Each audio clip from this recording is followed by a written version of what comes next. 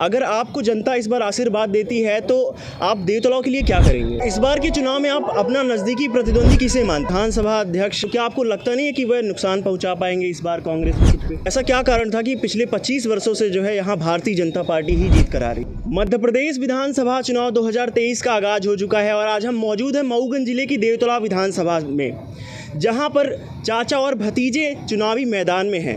यह विधानसभा सीट रीवा ही नहीं बल्कि पूरे मध्य प्रदेश में चर्चा का विषय बनी हुई है। आज हमारे साथ मौजूद हैं देवतलाव विधानसभा से कांग्रेस प्रत्याशी पद्मेश गौतम।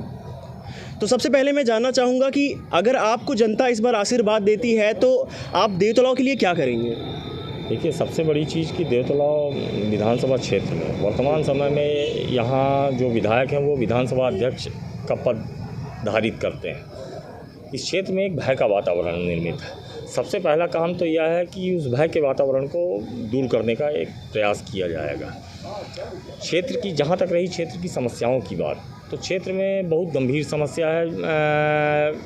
कुछ समस्याएं तो ऐसी हैं कि जिसे सुनकर आपको हास्यास्पद लगेगा। देवतलाव विधानसभा क्षेत्र जिस देवतलाव शिव मंदिर के लिए जाना जाता है पूरे ज़िले में, और यह पूरे ज़िले की आस्था का एक बहुत बड़ा केंद्र है, उस शिव मंदिर के विकास के लिए यहाँ कोई भी काम पिछले 15 वर्षों 18 वर्षों की जो ये सरकार थी और 15 वर्षों का जो विधानसभा विधायक जी का कार्यकाल था, विधानसभा अध्यक्ष जी का, उस कार्यकाल में कोई भी ठोस काम नहीं हो पाया है। हमारे यहाँ एक बहुत ही जलप्रपात है, प्राकृतिक सौंदर्य का, वह भी एक बहुत बड़ा केंद्र है। उस प्राकृतिक सौंदर्य के केंद्र को भी कोई विकास की गति नहीं मिल पाई है। यह देवतलाव जिस जगह पे हम सब खड़े हैं, यह यहाँ के जनता की एक आकांक्षा थी कि इसे नगर पंचायत का दर्जा दिया जाए, वह भी अभी तक नहीं हो पाया है। यहाँ अस्पताल नहीं है, अस्पताल की व्यवस्था पूरी तरह से चौपट है। इन सारी चीज़ों को लेके अपन इन्हीं को आगे लेकर आगे काम करेंगे जी। तो इस बार के चुनाव में आप अपना नज़दीकी प्रतिद्वंदी किसे मानते हैं? मैं तो यह मानता हूं कि इस बार कांग्रेस पार्टी का कोई नज़दीकी प्रतिद्वंदी है ही नहीं। पूरे मध्य प्रदेश में भारतीय जनता पार्टी का जो 18.5 वर्षों का कुशासन है, जनता के मन में उस कुशासन के खिलाफ एक आक्रोश बैठा हुआ है। जनता ने अपना मन बना के रखा है और वह आपको 3 दिसंबर को रिजल्ट के रूप में आपको देखने को मिलेगा।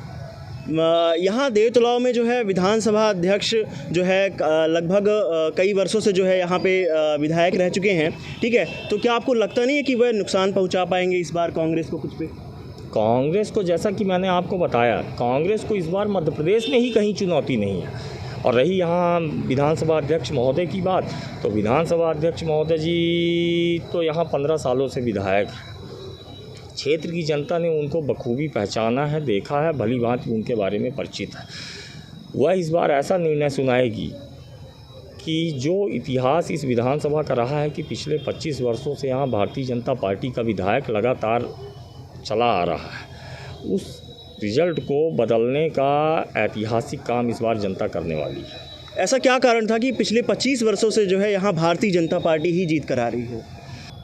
देखिए, यहाँ भारतीय जनता पार्टी के जीतने के पूर्व में हो सकता है कई अन्य वजहें रही हों। कुछ तो प्रत्याशी चयन की भी बात हो जाती है, कुछ लोकल परिस्थितियाँ ऐसी निर्मित हो जाती हैं, ऐसे भी कारण रहे हों।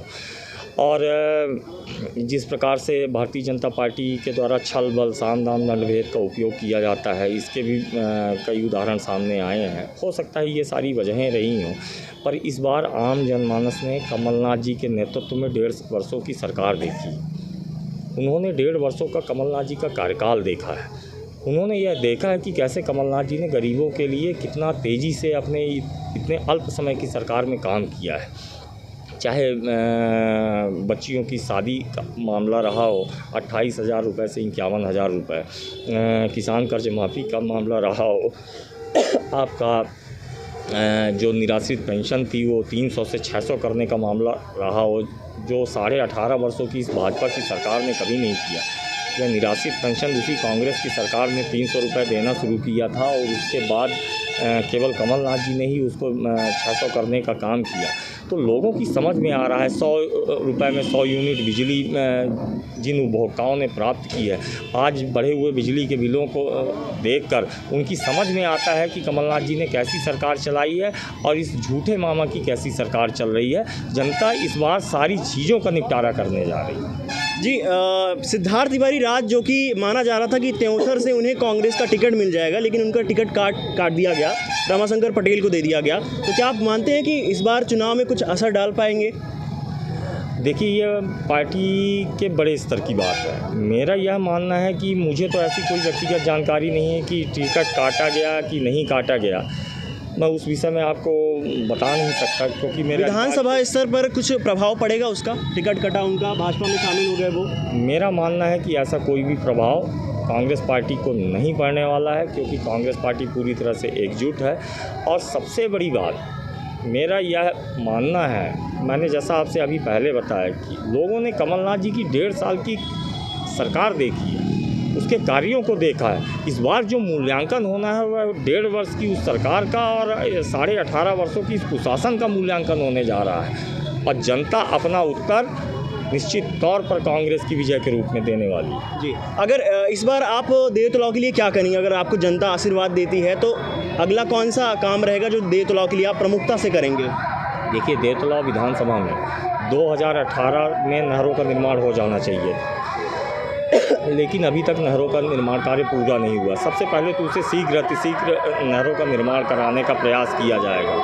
उसकी वजह यह है कि यहाँ सिंचाई की व्यवस्था हो जाए तो पेयजल की भी जल स्तर बढ़ेगा और आपका सिंचाई की व्यवस्था हो जाएगी। दूसरी चीज़, देवतलाव शिव मंदिर के विकास के लिए हम लोग काम करेंगे।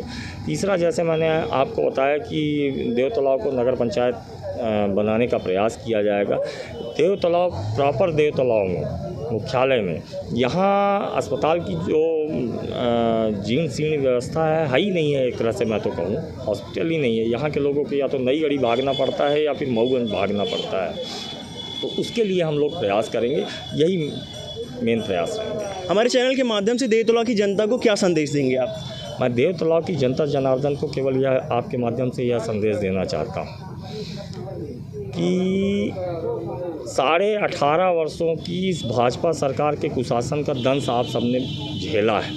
इस बार जवाब देने का वक्त है और मैं जनता जनार्दन से यह अपील करना चाहता हूँ कि जनता पूरे तत्परता और तन्मयता से जिस प्रकार उन्होंने मन बना रखा है, अपनी पूरी ताकत से इस बार ऐसा करारा जवाब दे भारतीय जनता पार्टी को कि पूरे मध्य प्रदेश में ये केवल 20-30 सीटों में सिमट कर रह जाए। तो आप मेन मुकाबला भारतीय जनता पार्टी से मानते हैं? जी, निश्चित तौर पर। देखिए, मध्य प्रदेश की तासीर जो है, यहाँ मुख्य मुकाबला भाजपा और कांग्रेस में ही रहता है। तो निश्चित तौर पर यहाँ मुख्य मुकाबले में तो भाजपा ही रहेगी। लेकिन मेरा यह मानना है कि भाजपा और कांग्रेस के मुकाबले में अंतर बहुत बड़ा होने वाला है। जी, लेकिन बीएसपी में यहाँ जो है लोग, मतलब बीएसपी के जो भी लोग हैं वो दावा कर रहे हैं कि इस बार उनकी सरकार बन रही है और कह रहे हैं कि देवतलाव से उनका विधायक आ रहा है। तो इस पर क्या कहेंगे आप? मेरा यह मानना है कि बहुजन समाज पार्टी का मध्य प्रदेश में अभी वो स्थान नहीं है।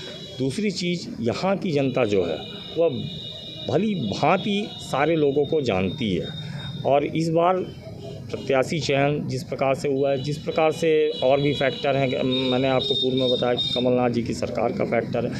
अब आप ये अंदाज़ा लगाइए कि भारतीय जनता पार्टी ने अपने टिकट वितरण किया तो ना ही कहीं महिला की कोई पूछ परख हुई, जबकि ये महिलाओं के विकास का दावा करते हैं, एक महिला सशक्तिकरण की बात करते हैं। इन्होंने एक भी महिला को टिकट नहीं दिया, किसी भी आदिवासी को इन्होंने टिकट नहीं दिया, जबकि हमारी पार्टी ने आदरणीय राम गरीब वनवासी जी को सिरमौर से प्रत्याशी बनाया है। तो मेरा यह मानना है कि इस बार का जो चुनाव परिणाम आने वाला है वो आप सबको भौचक्का करके रखेगा। चलिए, बहुत बहुत धन्यवाद। तो अभी हमारे साथ मौजूद थे देवतलाव विधानसभा से कांग्रेस प्रत्याशी पद्मेश गौतम, जिन्होंने कहा है कि इस बार देवतलाव विधानसभा का परिणाम बदलने वाला है और इस बार कुछ मुकाबला जो है रोचक होने वाला है। ऐसे ही तमाम अपडेट्स के लिए बने रहें हमारे साथ। मेरा नाम है संजय, तब तक के लिए धन्यवाद।